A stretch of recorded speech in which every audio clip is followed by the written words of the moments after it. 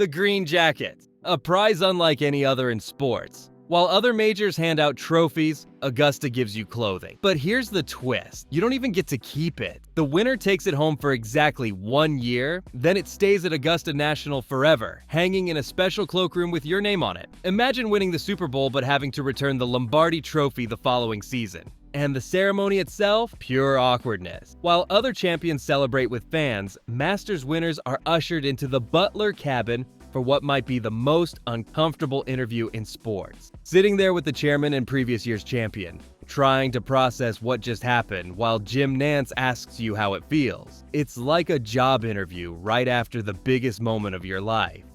Augusta National. Augusta National is the only major championship venue that never changes. The Open Championship rotates between classic links courses. The US Open and PGA Championship bounce around the country. But the Masters? Same place, every single year since 1934. This creates something no other tournament has: intimate familiarity. Golf fans know every hole, every contour, every danger lurking at Augusta. We've memorized where the Sunday pins will be. We can recite the disasters that have happened at the 12th hole. The elevation changes are brutal but hidden on TV. The 10th fairway drops 105 feet from tee to green. That's like teeing off on a 10-story building. Television completely flattens the course. Players are hitting shots while standing on slopes that would make a mountain goat nervous. It's like playing golf on the side of a hill, but it looks perfectly flat on your screen. The patrons. Not fans, patrons. And these patrons live under a set of rules that would get laughed out of any other sporting event in America. No running, no cell phones, no lying down, no chairs with arms, no cameras during tournament rounds, no yelling, "get in the hole," or any other phrase that's become standard at PGA Tour events. Break these rules, and you're not just asked to leave. Your badge is permanently revoked. Forever. Done. Never coming back. Getting tickets? Harder than getting into Harvard. The waiting list for practice round tickets was closed in 2000. The waiting list for tournament badges was closed in 1978. Let that sink in. They closed the waiting list over 45 years ago. Your best shot now? Enter the annual lottery and pray, or pay thousands on the secondary market for a single day's access. The food prices defy all logic. At most sporting events, you need to take out a second mortgage just to buy a hot dog and a beer. At the Masters, a sandwich costs $1.50. A beer is $5. A bag of chips is $1. The famous pimento cheese sandwich that people wait in line for, $1.50. Augusta National could charge $20 for that sandwich and people would still buy it, but they don't. Why? Tradition. The prices haven't changed significantly in decades. It's like stepping into a time machine where inflation doesn't exist. And everything comes in green packaging with the Masters logo. No corporate sponsors, no advertisements, nothing to remind you that you're living in the 21st century. Television broadcast. The broadcast restrictions are bizarre. For decades, CBS wasn't allowed to show the front 9 holes on Thursday and Friday. Augusta National simply wouldn't allow it. Even now, the broadcast is limited to a few hours each day, creating an artificial scarcity that makes every minute of Masters coverage feel precious. The commercials? Limited to just 4 minutes per hour. The Masters doesn't need the money, and they make sure you know it. The Masters is presented by, and then just 3 sponsors. That's it. Compare that to the ad fest of the Super Bowl or any other major sporting event. The language control is absolute. Announcers aren't allowed to call the crowd fans. They're patrons. They can't call the rough rough.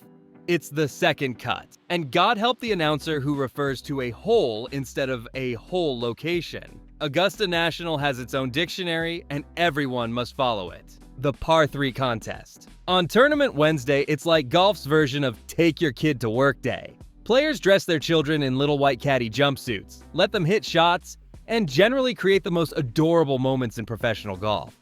But here's the weird part. No player who has won the Par 3 contest has ever gone on to win the Masters that same year.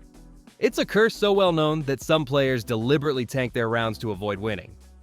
Imagine intentionally missing putts in a competition because you're afraid of a curse. The Champions Dinner. The Champions Dinner, held on Tuesday night of tournament week, every past champion gathers in the clubhouse dining room wearing their green jackets, while the defending champion selects the menu. It's like a high school reunion, except everyone there has won one of the most prestigious tournaments in golf. When Tiger won his first Masters, he served cheeseburgers and milkshakes. Scotty Scheffler served Texas ribeye. Hideki Matsuyama brought in sushi chefs from Japan, and everyone has to eat it no matter what. Imagine Phil Mickelson forcing Jack Nicklaus to eat whatever Phil wants. Only at Augusta. The caddy uniforms. At every other tournament, caddies wear bibs with their player's name on the back. At Augusta, all-white jumpsuits with the player's name on the back, like they're working in a laboratory or a paint shop. The numbers on those white jumpsuits, that's another quirk that sets Augusta apart. At the Masters, each caddy gets assigned a number based on when their player registered for the tournament. The defending champion's caddy always wears number 1. A subtle flex that everyone noticed. The amateur players get numbers 80 to 89, no matter when they register. And if you see a caddy wearing number 89, that's the marker, a local member who plays if there's an odd number of competitors after the cut. These aren't random digits. They're part of Augusta's meticulous attention to detail, where even something as simple as a number follows a tradition that's been maintained for decades. The honorary starter. The first shots of the Masters aren't hit by some random early group at 7 a.m. They're ceremonial tee shots hit by golf legends who are too old to compete but still beloved by the game. Jack Nicklaus, Gary Player, and Tom Watson now stand on the first tee on Thursday morning, hit one drive each, and that's it. They don't play a hole, let alone a round.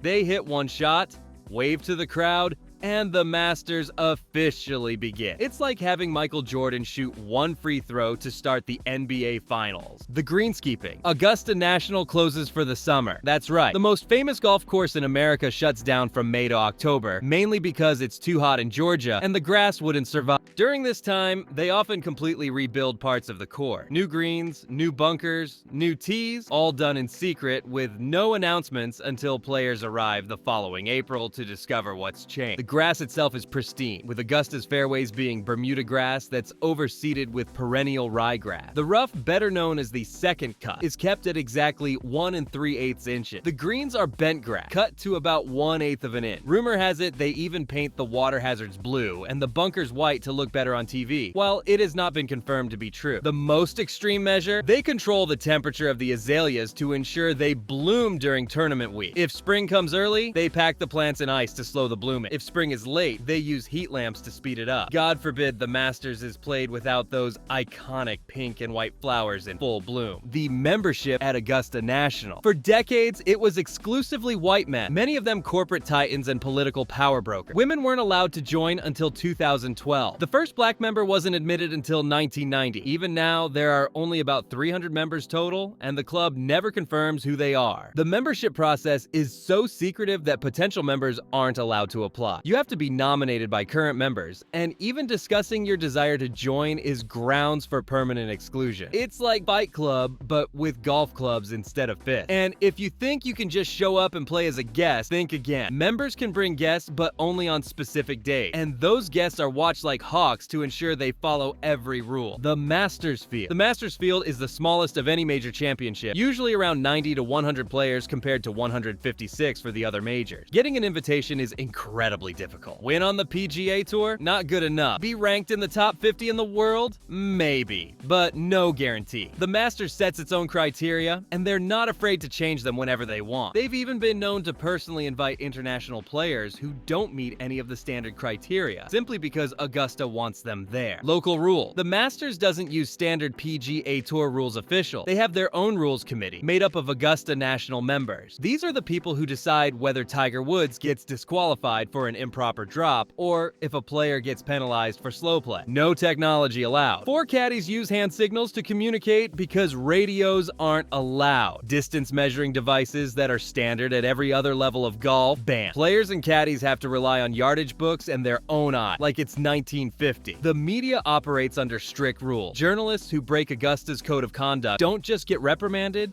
they lose their credentials forever. Ask the wrong question in a press conference, your career covering the Masters could be over. It's the only tournament where reporters are as nervous as the player. Notorious nicknames around the course. Each hole at Augusta is named after a plant or tree found on the property. The 13th isn't just the 13th, it's azalea. The 12th is golden bell. The 18th is holly. It's like playing golf in a botanical garden where every hole has its own personality and history. Amen Corner, holes 11, 12, and 13, the most famous stretch in golf. The name comes from a 1958 Sports Illustrated article where writer Herbert Warren Wind needed a catchy name for this crucial section of the course. He borrowed from a jazz recording called Shouting at Amen Corner, and the name stuck. These 3 holes have decided more Masters tournaments than anywhere else on the course. The swirling winds around the 12th hole alone have destroyed the dreams of more champions than we can count. Just ask Jordan Spieth about 2016 when he put 2 balls in the water and saw his 5-shot lead evaporate in minutes. Or ask Greg Norman about 1996 when he started Sunday with a 6-shot lead and lost to Nick Faldo by 5. Augusta National doesn't just test your golf game,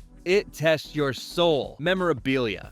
You can only buy Masters merchandise at the tournament itself. Those white caddy hats and green shirts you see fans wearing, you can't get them online or in stores. You have to be there. This artificial scarcity extends to every aspect of the Masters. They don't need more money or more exposure. They operate from a position of absolute confidence that what they have is special and they're going to protect it at all costs. So there you have it. Every aspect of the Masters that makes it unique. It's a tournament that operates by its own rules, clings to its traditions, and creates an experience unlike anything else in sport. From the green jacket to the pimento cheese sandwiches, from the azaleas to Amen Corner, the Masters isn't just a golf tournament, it's a world unto itself. And that's why every April, we can't wait to hear those magical words. Hello friend, and welcome to Augusta National Golf Club. Be sure to hit that like button and subscribe for more content that dives into the stories of golf history. And let us know in the comments, what is your favorite part of Masters history? Until next time, thanks for watching.